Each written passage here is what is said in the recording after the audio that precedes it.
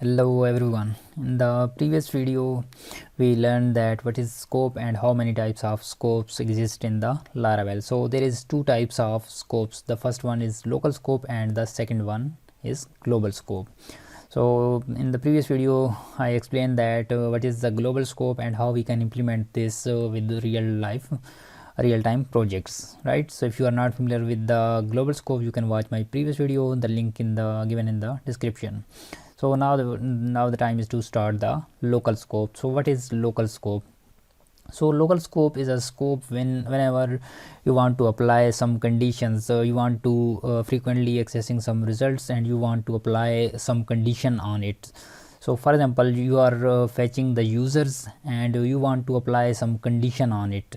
So like in this case, when you are getting the users, you want to query like user model and then you type where and you implement your logic here, but you don't want to implement this logic again and again. You want to implement it somewhere and you will call this function, right?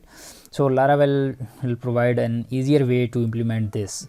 So how we can implement this in our application? So let's understand it. So let's me open the web application and here we are getting all the users, but global scope is also applied on it. So let me comment out this global scope and check that we are getting the 10 users.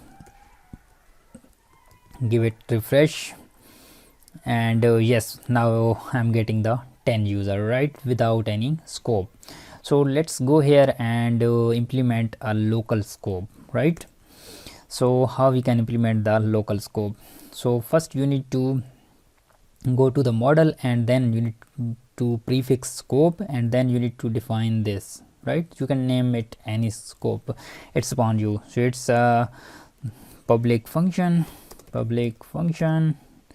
oops, it's a function, and then you need to prefix this scope and then you can define any which you want.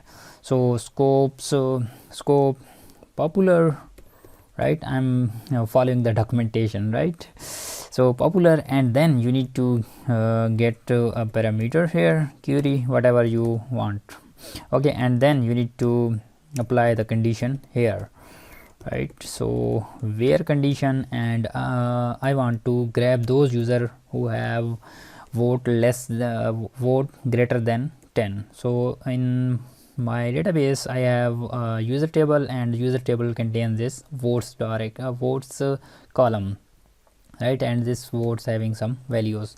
So I want to grab those user who have votes greater than 10, right? So let me okay, so let me check that is it? No, it's not. I need to put this in the quotes, right? Less than 10, like this, right? And here, so it will applied on those where I will define this scope. We successfully added our local scope in the model and now the time is to call this scope, right? So save this one and let me close this global scope and go to the controller. So here we need to call this scope. So in our case our scope name is popular, so you don't need to write this scope. So you need to write just popular, right? And then you need to, I think you need to call the get method, but yes, try it without get, so it will throw an error, and yes, it's throwing the error. So let me call this get method here. So give it refresh and yes, now it's grabbing those users who have votes greater than 10, right? It's grabbing all the users who have votes greater than 10. So it means that our local scope is successfully working, right?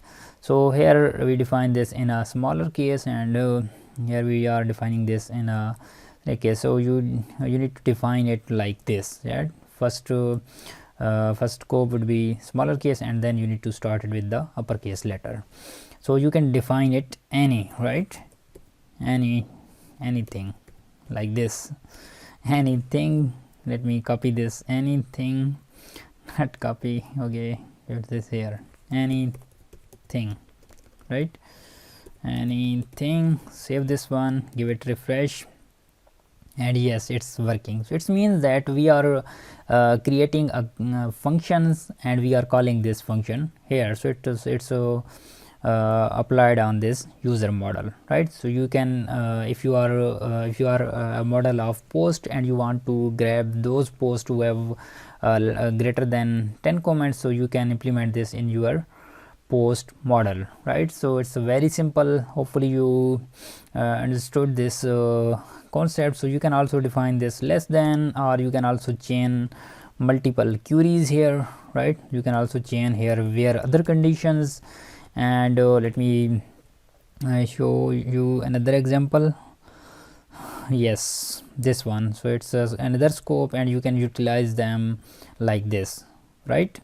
And you can also apply this on with the closure, right? If you are want to apply this on this, so it's very simple. So you can implement this in your application. So hopefully you understood the concept. So subscribe the YouTube channel and stay connected for the more upcoming updates.